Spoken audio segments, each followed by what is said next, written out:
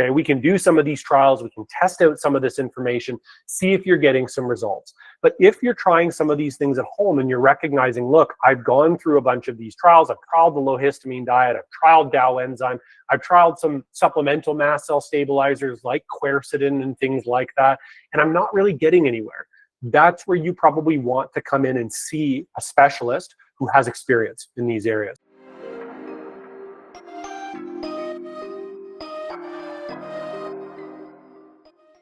I'm Melissa. I'm one of the patient care advisors at Nirvana Health. Dr. Ryan Best will be presenting tonight on the webinar. So he'll be talking all about histamine, how gut health and nutrition play a key role in histamine intolerance. And if anybody is familiar with Dr. Ryan Best, he is a naturopathic doctor here at Nirvana who primarily focuses on oncology, mast cell disorders. He'll definitely have a lot to talk about tonight with you guys. And yeah, thank you so much for being here. So thanks everybody for joining today. What we're going to be doing, we're going to be going through a few different components as it relates to histamine allergic signaling disorders, histamine intolerance, which a lot of people are tuning in for today to learn a little bit more about what it is, what's going on physiologically, how that can be related to certain symptoms, certain dietary intakes, and then obviously how we might assess that, diagnose it, and then start to treat it. We're going to compare that to some other, what we would call as mimicking disorders, other diseases and disorders that can look like histamine intolerance, that can include things like systemic allergic signaling disorders, things like mast cell activation syndrome, gastrointestinal diseases, and quite a few others. Today, I'm assuming there will be quite a few people in today's talk. So if anybody has questions, I believe there will be a chat box. I think Melissa can help me with it. Yeah, so there's a chat box at the bottom. If you look on the bottom of the screen there, it says chat with everyone. While I'm doing the chat, I'm just going to be looking through that chat box periodically. And if there's any chats that come through there, please pop in any questions that you have into that visit so that we're going to carve out hopefully about 10-15 minutes at the end of today's talk, just to make sure that we go through all of those chat questions that come up. And then there'll probably be some open dialogue time at the end as well too. But yeah, so we'll get started. So this idea of histamine intolerance, I think that's an important place to start with just kind of definitions. So a couple of things. Oh, just a question about, oh, if you can turn off. Yeah, so that's just a good reminder. Thank you, Sue. So if anybody has their cameras on, if you wouldn't mind just making sure camera is turned off. And then you can also just make sure your microphone is muted as well for the chat today. Melissa might be able to control that from her side, but I am not a tech wizard, unfortunately. So we'll do our best there, Sue. Thank you for the check-in. Okay, so histamine intolerance, what is it? So a lot of people are aware of what histamine is. We'll start with the chemical itself. So histamine is what's called a mediator. This is a chemical that is released primarily from a type of immune cell called mast cells. And histamine has effects and receptors in most tissues of the body.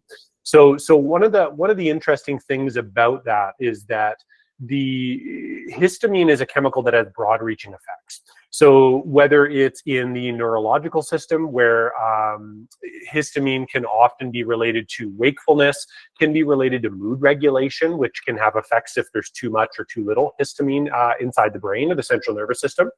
Histamine is directly functional inside vascular tissue and blood vessels throughout the body, primarily acting as what's called a vasodilator. So histamine will often cause expansion of blood vessels.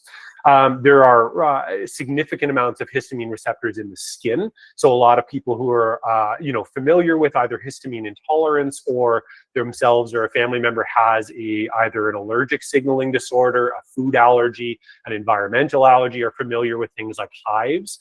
The rashes that can come on, those very itchy kind of raised rashes that will come on with an allergic reaction, that's primarily driven by histamine reactions, although there's other chemicals that can be involved in that as well. There are a lot of histamine receptors in the gut, and so the GI tract has pretty extensive reactions to histamine release. And this is just a starter list. I won't go through all the different areas, but the broad spectrum view there is that histamine has effects in most tissues of the body. And so when histamine levels or histamine regulation are not being done effectively, you can imagine that there is a lot of different potential symptoms that can show up, sometimes which can be quite severe or quite drastic for people as well too. These disorders, histamine intolerance and some of these sub-related disorders, are usually diseases of what we call a disease of the spectrum. And what we mean by that is there can be very mild versions of these disorders, moderate, all the way to extremely severe, and in some cases, not necessarily always life-threatening, but can be life-threatening in some of the more extreme cases. So it's a disease of scale. Now, histamine intolerance, we'll start with kind of defining what that is. So histamine intolerance itself is a disorder where people are having trouble primarily with breakdown of histamine in the body. So as you guys are aware, most people who have looked into this and are tuning into this talk are probably aware that we're going to be getting histamine exposure from two main areas. Number one is going to be what we call endogenous or internal release and creation. Remember, our mast cells, a very important immune cell, make histamine as an important signaling molecule. We actually need histamine and those other chemicals as a response to what we would call foreign invaders. So without mast cells, we would not be able to survive or fight off effectively viruses, bacteria, parasitic infections. We actually need histamine. It's an important molecule, but it has to be in balance. If there is overproduction or problems with breakdown of histamine, that's where we can end up in trouble. And that's where we can start to produce symptoms and disorder. And we're going to get into that in a moment. So there's internal production of histamine, which can be one player. The secondary thing is that we can consume histamine. And histamine is actually in various levels in different types of foods that we might consume in our diet. A lot of people have heard of things like low histamine diets, which are an important part of a treatment plan for disorders like histamine intolerance. We'll get into that in a moment. But certain foods actually are significantly higher in histamine than other foods are. So one reference, and if anybody would like this, please send Melissa a message after this chat, or Nirvana, our clinic here, a chat afterwards. I can get this handout sent over to you. There's a really good handout that I didn't make myself. I use this regularly with patients. It was made from Johns Hopkins Medicine in the United States. Very large integrative hospital network there. They do some great work in this histamine intolerance area, but I really like Johns Hopkins handout. It's very evidence-based, it's very straightforward, and it goes through in really good detail a lot of the foods that are really, really high in histamine. So if you have or are diagnosed by a professional with histamine intolerance, these are some of the foods that you're probably going to want to minimize in the diet as much as possible. And then it's also going to list a lot of foods in there that are what we would call histamine safe. So these are foods that are generally quite low in histamine levels. And these are the ones that people with histamine intolerance are typically going to tolerate really well, okay? So histamine intolerance, to come back to that question of why would people develop it, okay? So this is an interesting thought because what we now know is that, so histamine, remember, we are meant to release it, where we consume it in foods. Our body is supposed to break it down, either if it's produced internally or if we've consumed it in food. It has a function, but it needs to be regulated. There can't be too much elevation at any one time, and it needs to be processed, broken down, and removed from the body in a proper time frame. Now, there are various enzymes that are responsible for doing this histamine breakdown. And the most important enzyme, the most active enzyme, is something called diamine oxidase. It's called DAO for short. A lot of people have probably seen this. This is actually available as an over-the-counter product as well. A lot of supplement companies make it. I'm going to talk to you about that in a moment. But histamine intolerance, there's a lot we don't know so far about it. But we do know that most people who are diagnosed with histamine intolerance clinically tend to have low active levels of diamine oxidase. They're usually either not producing enough of it, or it's breaking down too quickly in the body, because enzymes can actually break down. And this is a complicated process, a little bit beyond, I'd say, the usefulness for this talk. But diamine oxidase is an important way, and it is the primary way that we break down histamine. So one of the first things that I'm going to be looking at with patients when they come in, and we're going to talk about potential symptoms of histamine intolerance and potential overlap with other conditions. But when I'm working up a patient for histamine intolerance, I'm going to be thinking about diamine oxidase, and this will tie into potential treatments. Okay, so first off, what are some of the symptoms of histamine intolerance? So when a patient comes in and they're telling me, Doc, I've had this kind of longer history of on and off gastrointestinal disturbances, usually related to eating. That's going to be one of the key functions with this. Typically, it's related to, directly after meal times. I'm getting a lot of gas. I'm getting a lot of indigestion, getting a lot of bloating, sometimes pretty significant bloating where the stomach is actually visibly distended after a meal. That can often be sometimes, not always, but followed up with things like loose bowel movements. Also, it can be the opposite. Chronic constipation can be part of this as well. Human bodies are actually quite unique in their responses to elevated histamine levels in the gut. That often is paired up with things like nausea, sometimes acid reflux. So GI symptoms are usually going to be one of the major problems that will show up with histamine intolerance. Some of the other symptoms, and this is, and I'll talk to you about why it's so diverse in patients, what we know and what we don't know so far.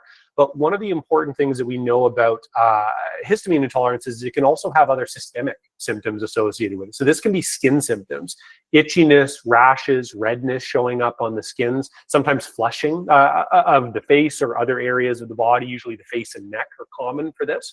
Some people, it's chronic fatigue. And there's a really interesting, this is a pretty interesting link, but there is actually some really strong clinical trial evidence now suggesting that a lot of patients who end up diagnosed with chronic fatigue syndrome, the medical term for chronic fatigue syndrome is myalgic encephalitis, that a lot of patients who end up diagnosed with chronic fatigue syndrome actually also end up, not always, but can end up and have a higher propensity to be diagnosed with histamine intolerance or mast cell activation syndrome.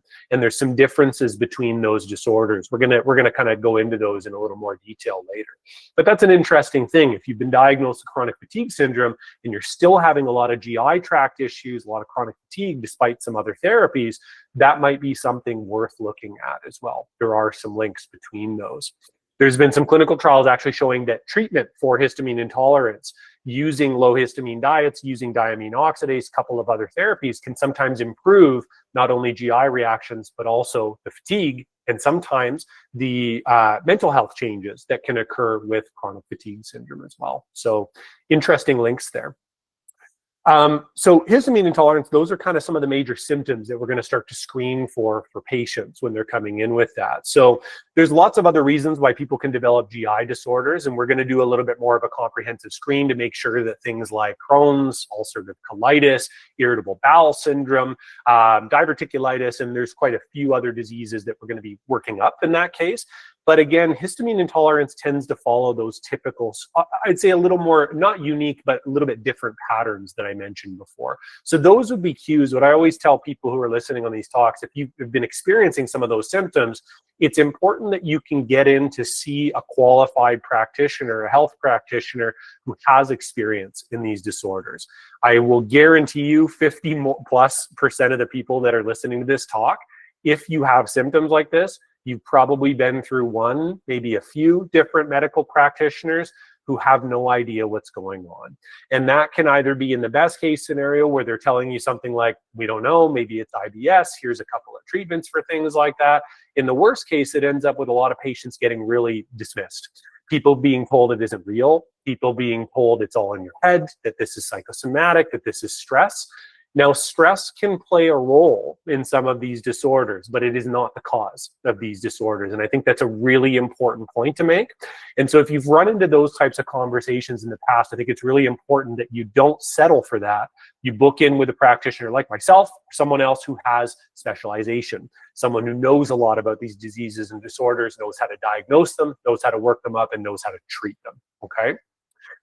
So histamine intolerance, and I'm gonna kind of differentiate this with a couple of other disorders that are a bit different in a bit, because the diagnosis is complicated for these disorders, especially in differentiating them from other diseases.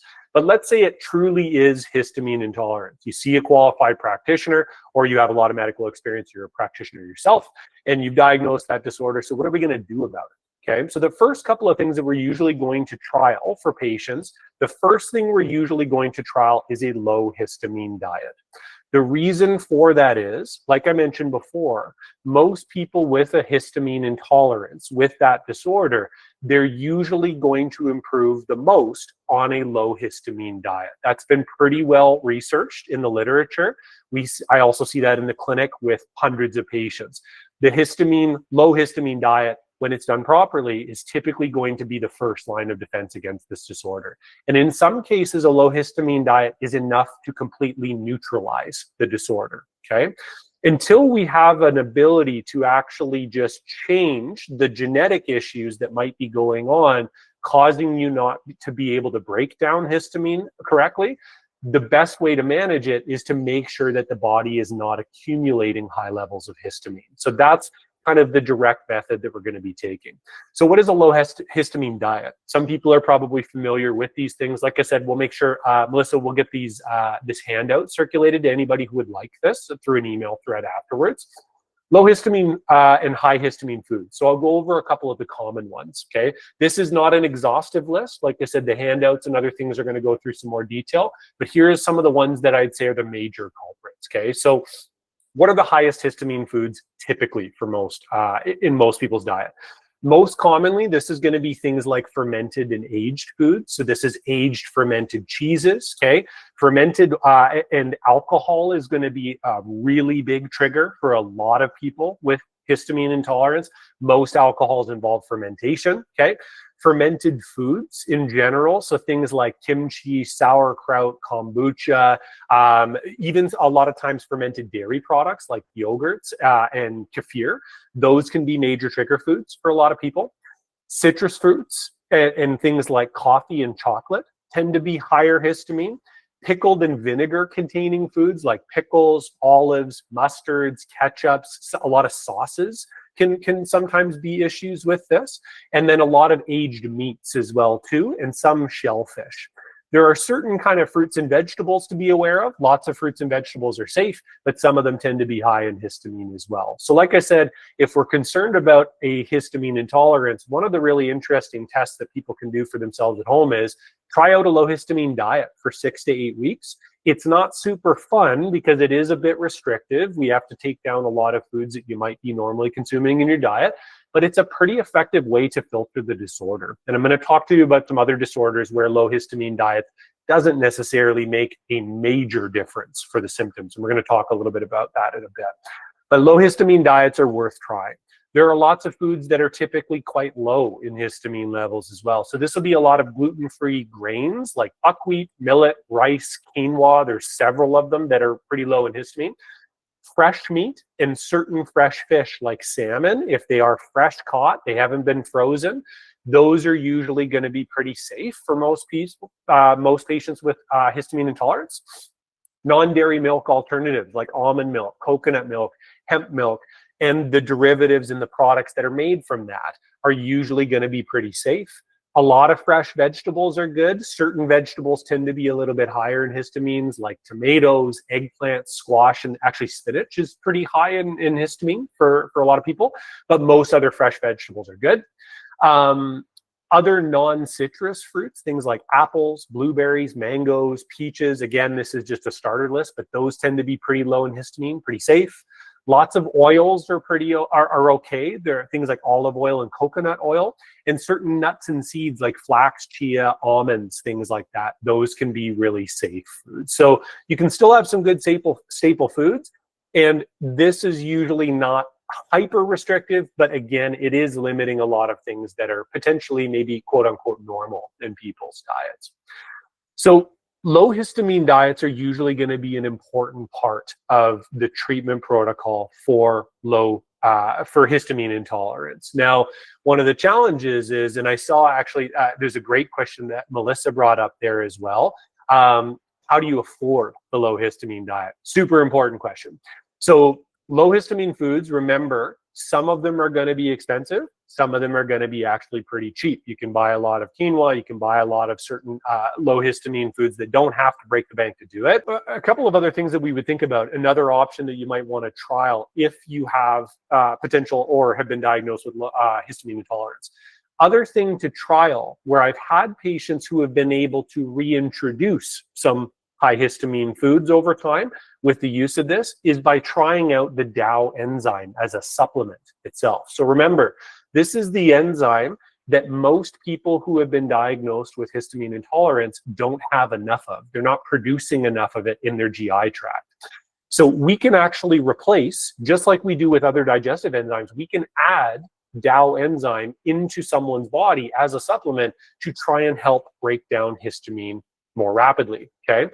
So this has been shown in clinical trials that about 60–70% of patients who have histamine intolerance, who are diagnosed with it, will end up seeing clinical benefits with using DAO enzyme, okay? So how do we use it? There's several companies that actually use DAO enzymes overall, okay? So the important thing with the company is make sure that you're getting a reputable brand. And again, I can recommend a couple things like Pure Encapsulations make an excellent DAO product that is guaranteed for purity. One thing to be aware of, some of the, we make DAO enzyme from a couple of different sources. There's been a couple of clinical trials that have shown that porcine or DAO enzyme that comes from pork derivatives has been shown there's sometimes quality questions about those DAO enzyme products. So that's the one where I'm usually going to be making sure that it's been prescribed by a healthcare practitioner, because we want to make sure that that one is good. The other ones that come from plant-based sources tend to be higher quality overall, and I do like the plant-based sources of DAO enzyme a little bit more, just because they tend to have less impurity, they tend to have more activity, okay? But DAO enzyme, the way you would typically trial that is you would buy a bottle, and what you would end up doing is you would take a dose with every meal, so breakfast, lunch, and dinner, and you're going to do that for 3 to 4 weeks. What we're looking for is, does this decrease the reactions to food in general? Are you able to eat more regularly with less bloating, less gas, less intestinal irritation, all of those things? And it should be a pretty clear trial. This is, again, why we like to do one thing at a time. I don't recommend taking 5 to 10 different supplements all at once, trying to go after these problems, because if it works, we don't necessarily know what to keep you on long term. And if it doesn't work or you get a negative side effect, now I don't necessarily know what drove the side effect. So I like to trial these things one at a time. But you should know that within 3 to 4 weeks, there should be a noticeable, appreciable difference in your symptoms. If there isn't, then DAO enzyme is probably not going to be something that you need to take longer term, okay? Now, the question mark, and again, a good question from Melissa that came up. So is there a cure or a way to heal this or cure the disease? Now, I'll tell you what we know and what we don't know so far. So some patients over time, we don't know why this is. Some patients over time, and I can explain some of the theoretical mechanisms behind this, when you treat for a period of months, usually more than 6 months at a time, and the timeline is variable, when you treat histamine intolerance with a low histamine diet and or DAO enzyme, sometimes quercetin, I'll talk to you about that supplement in a little bit as well. But when you treat it successfully, you manage the symptoms, patients are feeling really good for that period of time. We'll often trial removing the supplement and or weaning out of that diet over time, because some people, the gut will change. The syndrome will actually change itself.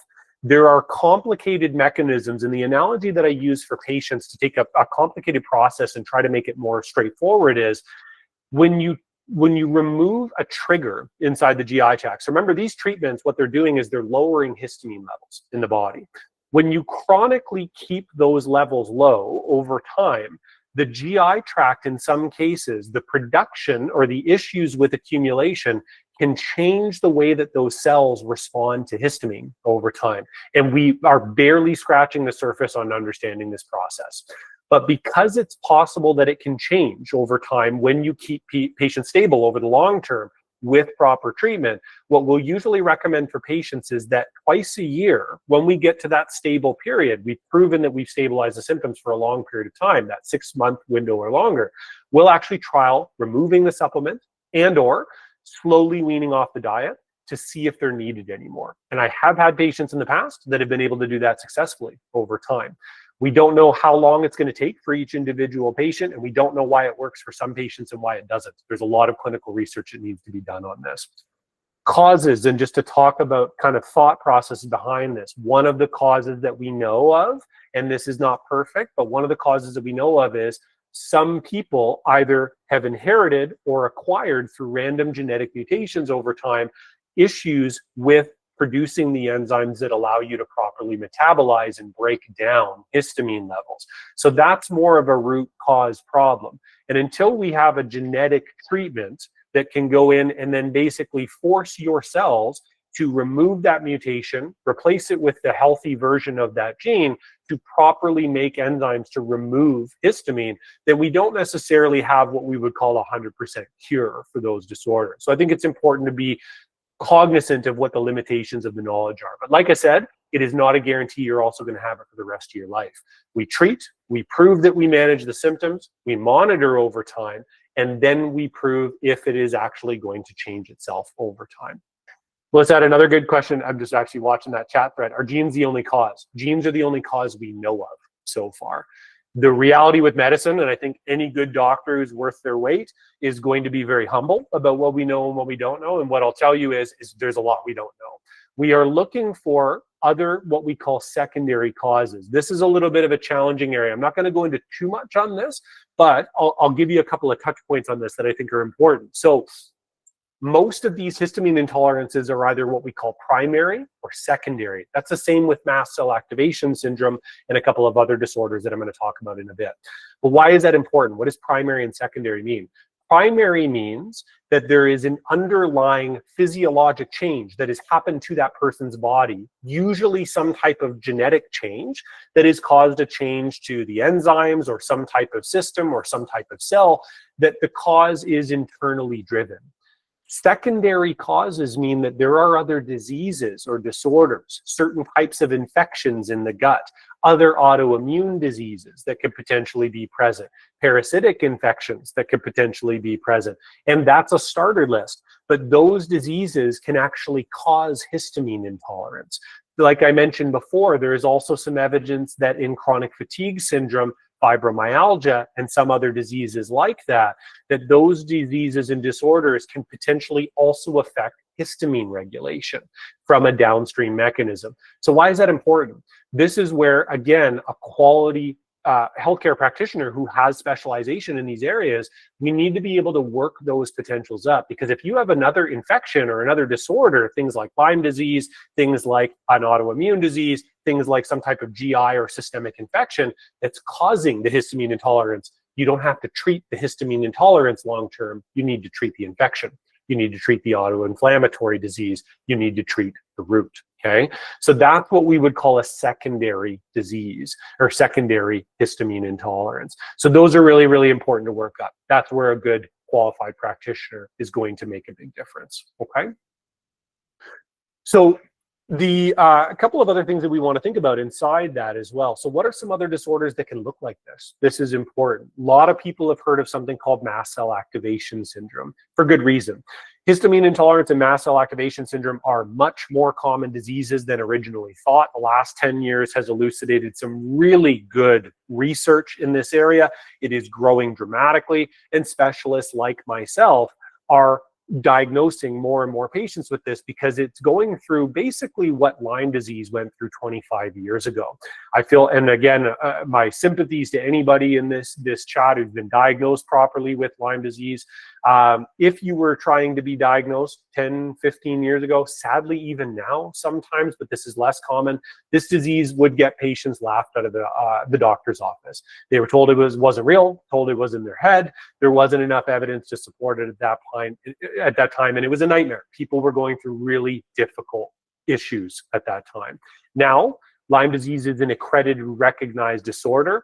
There are proper blood tests to screen for it. We have treatments for it as well too. And there are a lot of qualified practitioners that are very well versed in diagnosing and treating that disorder. But it took 25 years to get there, okay? Why am I bringing that up?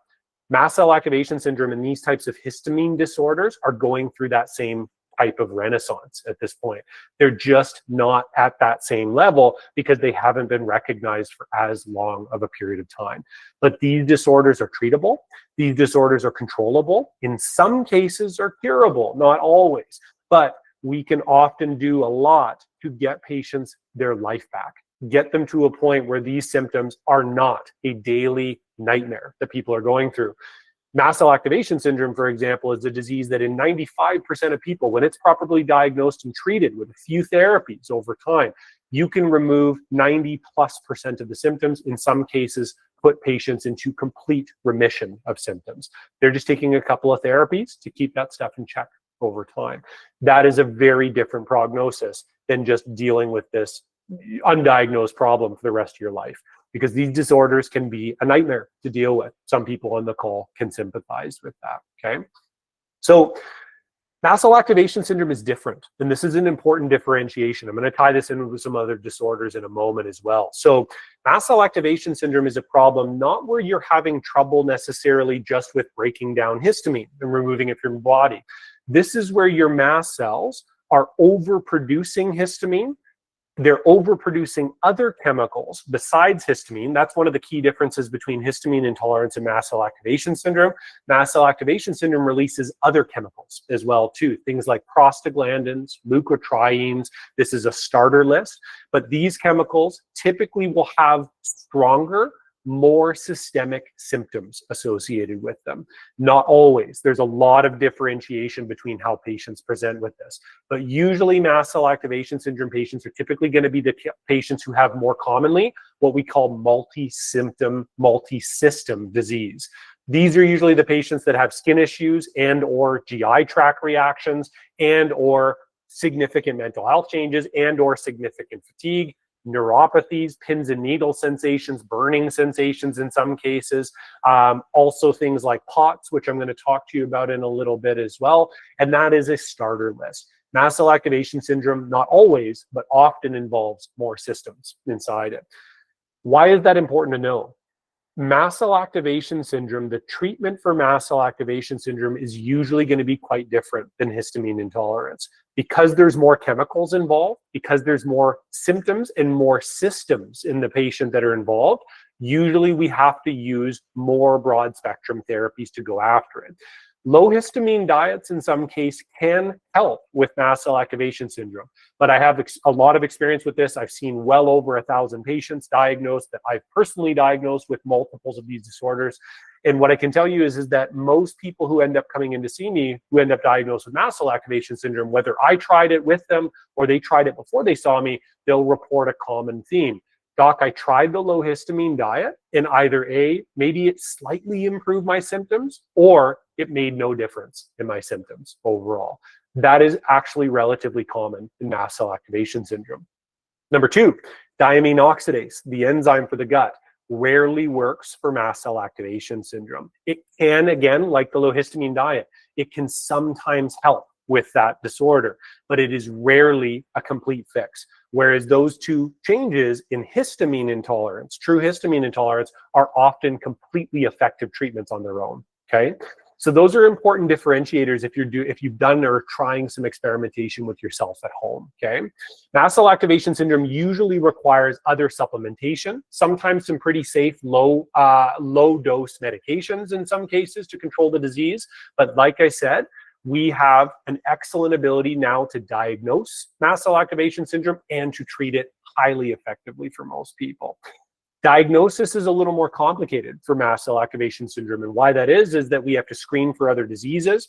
We usually want to do a bit of extra blood work or urinary testing that we can look for some of the chemicals that mast cells release in this. We actually have a lot better blood testing for mast cell activation syndrome than we do for histamine intolerance. Histamine intolerance has very weak clinical testing at this point.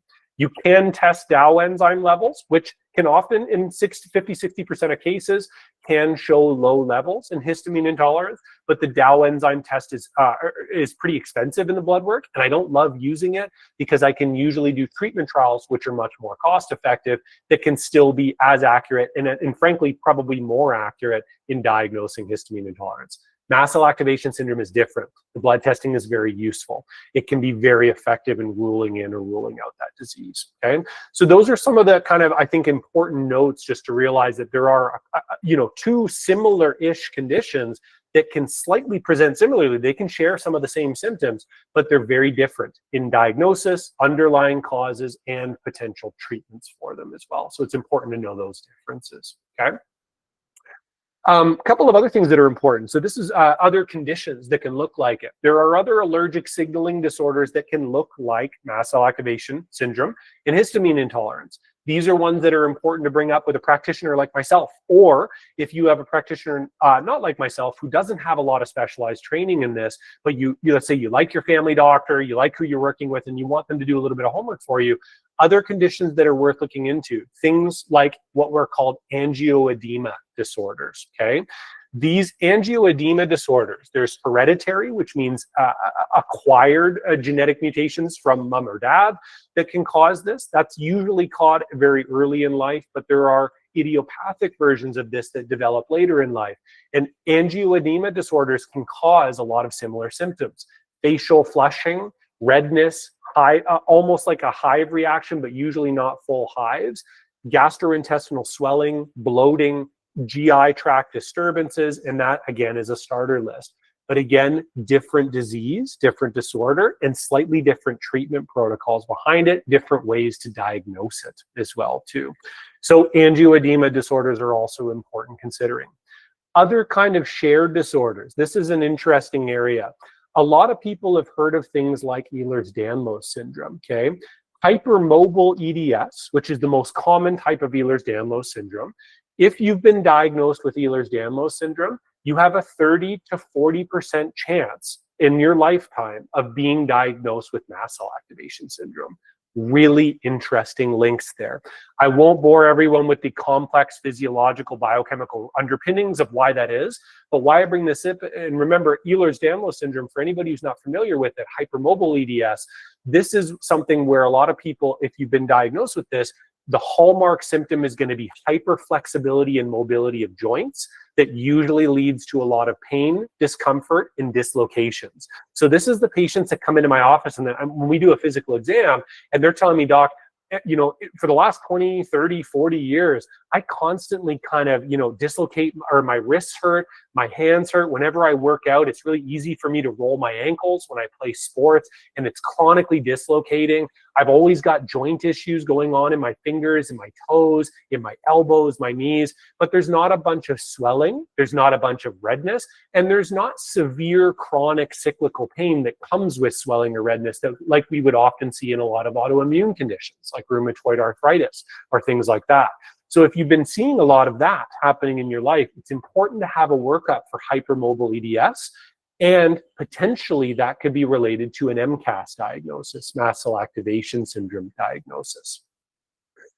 Other things to be aware of. So Tamara, you brought something great up. I'm actually going to go through a couple more of your questions in a moment too.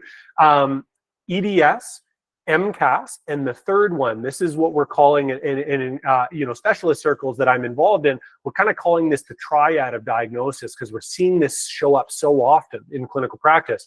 But MCAS, hypermobile EDS, those are closely related. The third condition is something called POTS, and there is a strong correlation between these three disorders, okay? POTS is something called postural orthostatic tachycardia syndrome. What that means is, this is people that when they go from laying down or sitting to standing, their heart rate races, okay? We're not just talking a mild increase, we're talking you stand up and you get significant symptomology. So your heart rate is going pretty aggressively high. You don't have low blood pressure associated with that, but you can still get dizzy, nauseous, lightheaded, get headaches from it, and it can cause fatigue and pooling of blood in certain areas of the body. So POTS is a disorder that is important to work up in patients who have been diagnosed with these disorders, and the vice versa. If you've been diagnosed with POTS, it's also important to have a workup for hypermobile EDS and MCAS. There is some really strong, intricate links between these disorders, and often patients who are diagnosed with one end up being diagnosed with multiples of them. POTS is an important disease to diagnose because it can also be managed in a lot of cases, and there are some really good treatments for POTS. It's not always the same for each patient, but again, a little bit beyond the scope of today's talk, but there are a lot of things that you can do to treat POTS, and it's important to have a qualified practitioner who has experience there to guide you through those treatment trials to make sure that we are managing those symptoms. Okay, but as you can tell, there's a couple of important kind of takeaways with this. Number one is that these different disorders that we talked about, okay, so histamine intolerance, mast cell activation syndrome, okay, and mast cell activation disorders, which is actually an umbrella. There's multiples of them.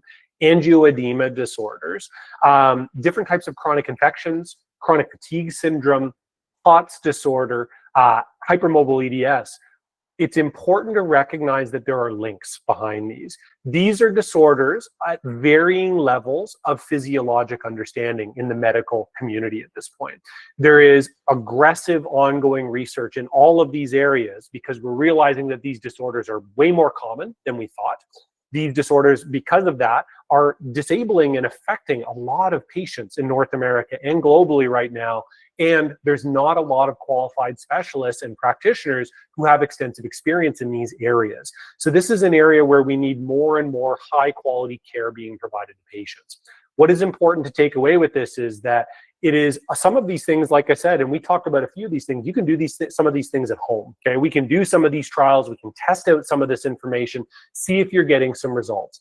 But if you're trying some of these things at home and you're recognizing, look, I've gone through a bunch of these trials, I've tried the low histamine diet, I've tried DAO enzyme, I've tried some supplemental mast cell stabilizers like quercetin and things like that, and I'm not really getting anywhere.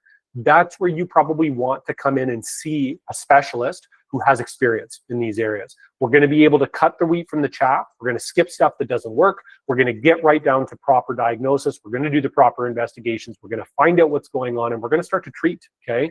And that is really important. It is a myth, and I do not buy when people are going through these symptoms. It is extremely rare that I see a patient who comes in with these types of symptoms that we talked about here, that we don't end up getting a diagnosis, starting treatment, and dramatically, if not completely, controlling symptoms over a period of time.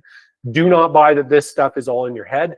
Do not let other doctors who don't have any experience in this area completely dismiss you and tell you there's nothing wrong with you. I hate that. I think it's one of the big failings in our medical system, and a lot of people have been really discouraged by that. So I hope today's talk, just to finish off before I go into questions, I hope that's helpful just to understand a little bit more about these disorders. They are real, but they're complicated. They present differently in every patient. There's complex reasons for that. And you need someone who knows what they're doing to help you with these types of diseases.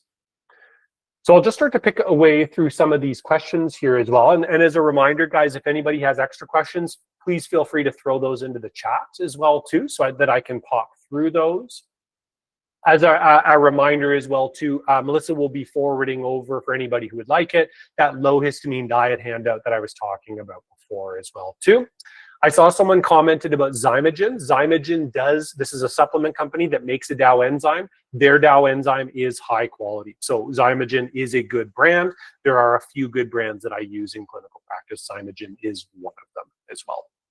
I believe their product is called HistDAO. I'm just going to pull this up as well. Xymogen. And I think Community might actually carry some of the diamine oxidase supplementation there. Yeah, so Xymogen is HistDAO is the name of it. HistDAO. Okay. Other questions here. I like some people who are supporting each other with some low histamine food tips, which is great. Yeah, so Xymogen, like I mentioned before, Community Natural Foods does carry Xymogen. They carry what's called HistDAO. That is the diamine oxidase enzyme that I talked about. That is a very worthy trial if we're concerned or suspicious that we might have histamine intolerance. Remember the dosing for that? 1 capsule with each meal during the day. So breakfast, lunch, and dinner. You're going to do that for 3 to 4 weeks, and you're going to see if it makes an appreciable, noticeable difference to your food reactions that were occurring or not. Okay? Tamara, great question. Does your period affect things like MCAS or histamine? The answer is absolutely. So one of the most common things that we see in female patients, and remember, females are more likely to be diagnosed with these disorders. We don't fully understand why that is, but it is shown in the literature. I see it in my practice as well. But it's very common for women to notice that throughout their cycle, that their symptoms will wax and wane in severity over time. This is an interesting link, and I won't go into too much detail, but I think this is important to mention that estrogen, this is an interesting thing, and we see this more with MCAS, specifically with mast cell activation syndrome, than we see with histamine intolerance. but mast cells have receptors for estrogen on them. And estrogen is actually a mild to moderate stimulator, trigger for mast cells to open up and release chemicals like histamine into the body. So we really commonly see that during women's menstrual cycles, when estrogen levels rise, it's actually quite common for women to report that that's when they often get more GI tract symptoms, more fatigue, more indigestion, more cognitive changes, sometimes more skin reactions as well too. Those are relatively common for patients, female patients who are still actively menstruating as well. So definitely a possibility. Sue had asked a question, so could Lyme lead to things like this, Lyme disease? The answer is also yes. So that was when we talked about that idea of secondary potential diagnoses. You can have a histamine intolerance. You can also, in rarer cases, be diagnosed with mast cell activation syndrome, which was secondarily triggered by a chronic infection like Lyme disease. And there are a lot of other co-infections that can mimic things like Lyme disease that can cause similar secondary histamine intolerance as well. So that's where usually what we're going to do is we're going to do a workup. We're going to try and determine, is there, chronic infection history? Was there tick bites? Is there a lot of outdoor camping and travel? Was there a bullseye rash? Was there did a lot of these symptoms start immediately after travel to a foreign country? Things like that, to start to work up the suspicion if there is or is not likely an infection that might be present. And that's something that we might end up doing some blood work to look at as well too, to try and diagnose that. So yes, very possible that that could be a thing. Okay, so another question, studies suggesting a connection between trauma and histamine intolerance, traumatic stress activating mast cells. Yes, yeah, very good question, Melissa. Contributing to chronic inflammation and to histamine intolerance. So this is a great question, okay? When we talk about this idea of triggers and precipitating factors, there is some really interesting evidence. You're exactly right, Melissa. There's some really interesting evidence suggesting that people that have been through what we would call mentally traumatic experiences, physical abuse, sexual abuse, okay, traumatic injuries, traumatic illnesses, so medical trauma that comes from that, you are statistically much more likely to be diagnosed with disorders like histamine intolerance and mast cell activation syndrome.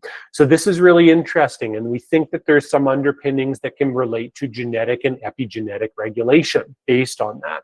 But why is that important? Two things. If you had a lot of traumatic history and then you started to develop some of these symptoms, that could be a potential precipitating factor, okay? So that is an important thing to look at. Secondarily, what do I also see with a lot of my patients with these diseases? Remember, trauma can actually come from a medical diagnosis as well. So a lot of my patients who I end up diagnosing with mast cell activation syndrome or some of those other what we would call mimicking disorders that we talked about before, these patients sometimes, they usually haven't had these diseases for a month. They're coming to see me and they've had these symptoms, sometimes very severe symptoms, for a year, 5 years, a decade, sometimes 30 to 40 years. I diagnosed a woman just recently, last couple of months, who is 71 years old. She's had these symptoms since she was 15, okay? She's gone for over 5 decades having no idea what was wrong with her. That creates medical trauma, okay? For a lot of people, that's traumatic. You go to see a bunch of doctors and they dismiss you, they tell you nothing's wrong with you, and yet you're sick. You have all these other symptoms, you have no idea what's driving it, you don't even know when they're always going to come and what's triggering them, okay? That is traumatizing for a lot of people. How do we treat that? Two things that we're going to be thinking about. We obviously have to treat the underlying disease. If it's MCAS, if it's an angioedema disorder, if it's a systemic allergy disorder or some other disease, we need to treat that, and that's going to help with the trauma. But we also want to think about psychological support, mental health, and traumatic stress counseling. Those are often going to be important because fixing the disease doesn't necessarily change that you've been through some very traumatic experiences, potentially for a very long time. That's where trauma care is going to be really, really important there. So what we often find is that stress modulation, building more stress resilience, using good psychology support, trauma counseling, all of those different factors, when patients are dealing with those problems, often that decreases the severity of the MCAS or other diseases. Stress can be a trigger. It's not usually always the sole cause of the disease, but it's often going to worsen symptoms for people. So very important, interesting, complicated links there as well. It's a great question.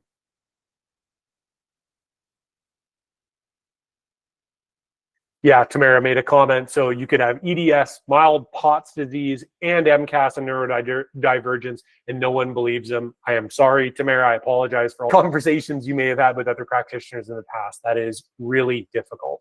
But what I can tell you pretty confidently is that if you're dealing with symptoms like this, do not, like I mentioned before, do not settle for dismissal. Get a second opinion. Go see somebody who actually knows what they're talking about with this, okay?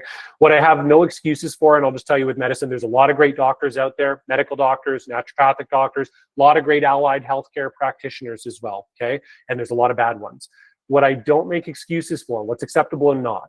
It's acceptable, and I do this in my practice, to tell a patient, look, I don't actually know if I can find what's wrong with you, but let me send you in the right direction. Let me send you over a referral. Let me send you to a colleague of mine who I think might have some more information for you. That's acceptable, and that's important. We need to be humble about the limitation of our knowledge, and I am only one doctor. Everybody has one skill set and one level of knowledge base. That's an acceptable answer. What is not acceptable? When doctors don't know what's going on, so therefore nothing can be wrong with you. That is a load. Okay, and excuse my French, but I have no tolerance for that. I think ego is a failing in medicine, and it is not acceptable if you don't know the answers to tell someone that nothing can be wrong with you. That is not okay. Oh, can you see me? So again, I'm a naturopathic doctor. I specialize in two areas: integrative cancer care and mast cell activation syndrome and the co-related disorders that we talked about today. I work at a clinic here in Calgary called Nirvana Health. We're down in Mission, but we also do telemedicine consultations and phone consultations as well. So if you're out of town, or if this is you're out of province, I see a lot of patients from all over the country, and we can actually do a lot from a distance. But if you're in Calgary, even easier, you can come in and see me there. Melissa will provide links to our information for anybody who's interested in working with me or having a discussion further about these issues.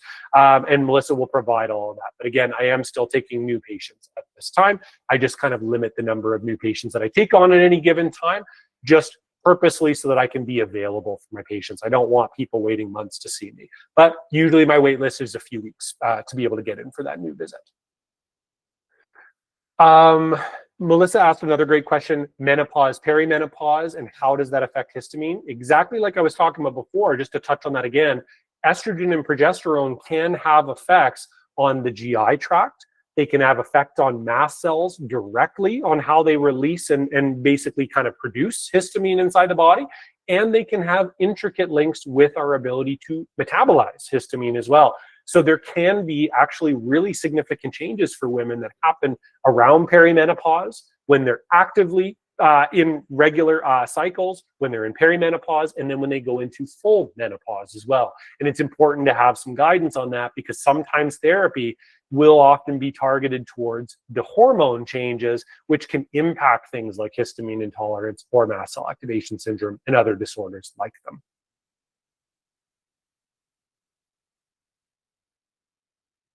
Lindsay had a great question. So wondering about exercise intolerance and MCAS, particularly high intensity training and GI distress due to MCAS. Great question. This we actually usually break into two categories. So there is what we would call MCAS triggered exercise intolerance, meaning that the cause of exercise intolerance, you go into a high intensity training episode, you get a bunch of GI symptoms. You get gas, bloating, indigestion, diarrhea, nausea, and maybe some skin symptoms, rashes, hives, redness that shows up inside the body, or other symptoms, not tolerating exercise well. The way you would treat that problem is you would treat the MCAS. You would go after the mast cell activation syndrome, and often patients are able to return to exercise over time without having those triggers. But there are secondary disorders, what are called exercise-induced anaphylaxis, exercise-induced urticarial syndrome, and some other diseases like that, where the sole trigger for symptoms, the only trigger, is exercise. And those disorders are different. They don't always have MCAS as an underlying diagnosis. So MCAS treatments or histamine intolerance treatments might not do anything for those. We might actually have to diagnose that differently and potentially do some different treatments for that. That might involve therapies that go after vasodilation, sometimes topical therapies that might be used to manage skin inflammation or blood vessel inflammation that can cause sometimes the swelling or the redness that shows up from exercise intolerance. So again, finding out the underlying driver and then trialing some treatments for those underlying drivers is usually how we're going to go after that as well. While people are under treatment, we're usually going to limit high intensity exercise. We're going to keep people on to what we would call sub-threshold exercise, lower grade interventions, walking, gentle movements, until we prove we manage the symptoms. Then we start to scale up the exercise slowly with some medical supervision, seeing if we're still having those same triggers over time. So Darcy asked a question, so what about medications? You mentioned tamoxifen, using up enzymes needed to break down histamine, cytochrome P450. Yes, also possible. Some drugs can cause issues, although it's milder than things like a DAO enzyme deficiency. Some medications can also cause excessive histamine buildup. So this is where I'm usually going to have myself, prescribing pharmacy team, look and review current medications that a patient is using for other things. Tamoxifen commonly used for breast cancer, decreasing the risk of recurrence once the breast cancer is gone. We're usually going to do a review of medications to determine if any of those medications might actually be triggering some of these symptoms. That is possible. It's a great question.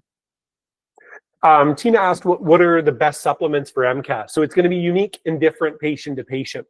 MCAS specifically is usually going to be treated through a combination approach. And I'll tell you, just based on a lot of experience personally and reading a lot of clinical trials, most patients with MCAS are going to end up on a combination of low-grade medications, and then often usually going to involve one or maybe a couple of supplements. Which therapies are going to be most effective is very individual, patient to patient. This is the important part about having a practitioner on board, knowing which therapies are more or less likely to work, and then helping you decide which therapies are working or not, and then adjusting your protocols over time. But from the supplement side of things, some of the more effective ones that we're typically going to be thinking about, this will be things like quercetin. Quercetin is actually a mild mast cell stabilizer, okay? Quercetin is available at most supplement stores, including Community Natural Foods. We're usually going to be using 500 to 1,000 milligrams of quercetin once to twice a day in divided doses, okay? But quercetin is typically going to be a pretty useful therapy. Another one that can be really useful is one called Tinospora.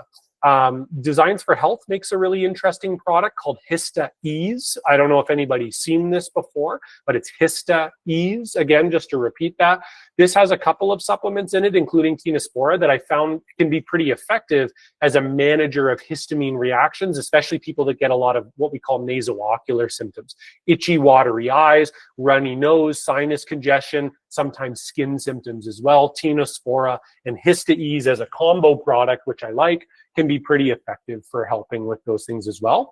Also, more basic, but still very useful, oral vitamin C. It's a mild mast cell stabilizer, 500 to 1,500 milligrams, sometimes a little bit higher than that, depending on the patient in divided doses. Oral vitamin C can be a really effective help in some of these areas.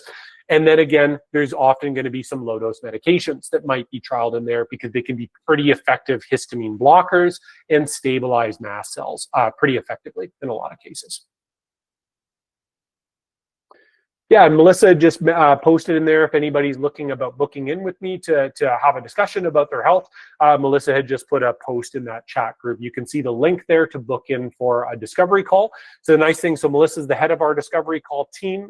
We have a couple of discovery call, what we call patient care coordinators. That's a free consult. They're going to basically have a chat with you. They're going to ask a lot about your symptoms. They're going to discuss a little bit about my practice and our care. That allows you just to make a decision. You can pre-filter. Hopefully today was a little bit of a pre-filter for you guys as well too, because you got to meet me over telemedicine. But that'll allow you guys to ask some questions of Melissa or Laura, who's also on our team there, and you can decide if that's something that you want to book in for. Again, there's no cost to those discovery calls. We want patients to be able to get a lot of information before they decide to commit to becoming a patient as well too. And that link's in the chat there.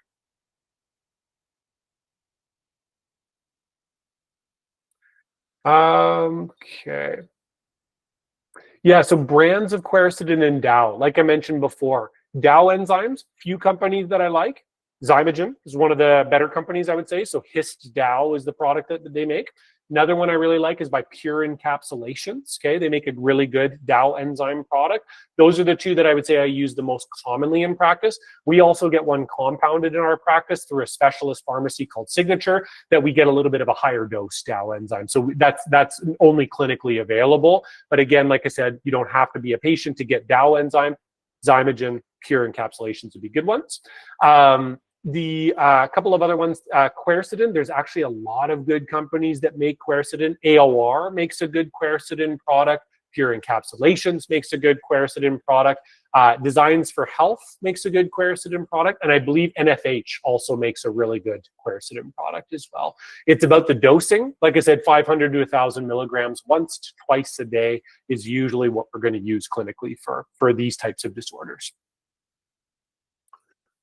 Can being post-SIRS mold toxicity treatment, can these be potentially related to mold exposure? Yes, that's a great question. SIRS and mold toxicity, so chronic inflammatory response syndrome, complicated disorders, which I won't have a ton of time to get into today, but those disorders are also some of the disorders, like I mentioned, things like Lyme disease, chronic fatigue syndrome, those other ones, those disorders can be precipitating factors that can lead to or worsen, in some cases, histamine intolerance and mast cell activation syndrome. Really interesting, intricate links behind those. And that's something usually where we're going to make sure that you worked up for that. If you're post-SIRS, you've already been treated for it and it's improved dramatically, usually we're going to be working up for one of those secondary disorders like mast cell activation syndrome, angioedema disorders, and some of the other ones as well. But yes, can be related. Good question. Genetic testing like 23andMe, can it reveal the genes related to histamine intolerance? No, unfortunately not. The genes are not super commonly testable at this point. And the problem with it, this is always an interesting question. We can test for them. There are some genes that can be tested, but there's two major issues with this. Number one is, this is one of the complicating factors. You can have the genes, okay? You can have those gene mutations and not develop mast cell activation syndrome. You can have these genes and not develop histamine intolerance, okay? So what that means is these genes are not what we call fully penetrant. Having the mutations doesn't guarantee that you'll have the disease. It just increases the likelihood, okay? There's a lot that we don't know yet about the genetic underpinnings and some of the other underpinnings that might be part of the process of how you develop this disorder. This is an area where a lot of research is going in right now to try and figure that out, get more details on it. The second thing, what's interesting about that is finding the genes doesn't necessarily help me diagnose the disease because we have better ways to diagnose it. The second thing that's also important is that having the genes doesn't change how I would treat the disease. So it's still interesting and it sometimes can be useful, but it adds a lot of extra costs for patients. And I don't love doing testing that doesn't definitively change how I'm going to diagnose or treat a patient. And so far, the genes at this point, they're not super great at doing that. Now, mast cell activation syndrome has a little bit of a, in another disease called mastocytosis, which is kind of related to it, have an exception to that. And there's something called a KIT mutation gene. When you're diagnosed, especially with mastocytosis, part of that diagnosis is we're usually going to try and test, usually through a sample taken from the gut, where we're going to try and test for something called a KIT mutation. If you have that mutation, your likelihood of having that diagnosis is much higher. Complicated process. I won't get into all the details there, but there are some genes that can be useful in diagnosing those pieces. Okay. I'm just going to filter through because I don't want to keep everybody forever. I'm going to try and get to as many of these questions as I can. So can MCAS and histamine intolerance be linked to forms of eczema like dyshidrotic eczema or links to SIBO or gut issues? Yes and yes. Eczema, autoinflammatory disease, can be related to causing inflammation in other areas of the body, not just the skin, can affect the GI tract, which can affect histamine intolerance. Interesting links there for sure. SIBO, small intestinal bacterial overgrowth. The natural microbiome in your gut can play a role, as well as infectious organisms that can colonize, like SIBO and other GI infections, can play a role in histamine intolerance. And we're usually going to screen for things like SIBO or other GI infections to make sure that we're not missing something that might actually be causing, like I mentioned before, a secondary cause of histamine intolerance.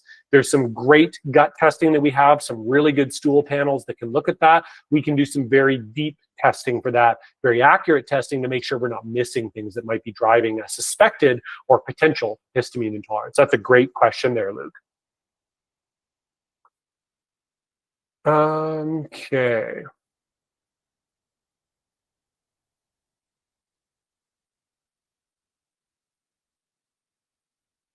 Just looking through. Can MCAS only, that's a great question. Cecilia, I think I'm pronouncing. Hopefully I didn't butcher that. I apologize if I did. Can MCAS only impact GI, or does it have to be multi-system? That is a great question. And the answer is yes, it can be a single area of effect. Remember when we talked about one of the problems with MCAS is that depending on the level of chemicals that are released and which chemicals are released in more amounts, which is different for every MCAS patient, that will change which symptoms you do or do not have and how severe they are. So I have patients, remember, MCAS is a great example of a disease that comes in a spectrum of severity. I have patients on the mild end that come in with exclusively mild rashes or hives.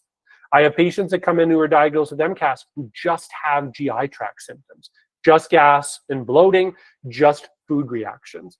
And then there are patients that move everywhere up the scale to 2 symptom categories, 5 symptom categories, all the way up to patients that have such severe reactions that they have to be on intravenous medications 24/7 to manage allergic reactions so they don't end up in the hospital. That's how severe and how wide the spectrum can be. So absolutely possible. Just because you have only one area of symptoms, and even if they're relatively mild to moderate, that can still be MCAS. That's one of the problems with this. It's a disease of 1,000 faces.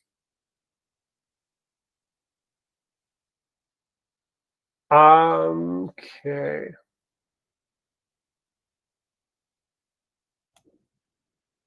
Just looking through. Yeah, I think a couple more questions probably, and then we'll unfortunately probably not get to all of the questions. But Yeah, all for your apologize, guys. interest, and oh my goodness, it's great to see you guys all supporting this and learning, and yeah, awesome. Lot of really good questions. And again, I apologize that I'm not getting to any of them. Last one that I think is just really worth touching on that I didn't mention. Samara brought something really interesting up there. Long COVID relation with histamine intolerance.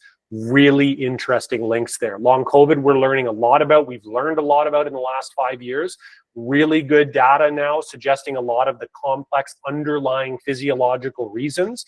What is happening in long COVID to cause those types of symptoms. And one of the problems is mast cell dysregulation and histamine hyper release problems.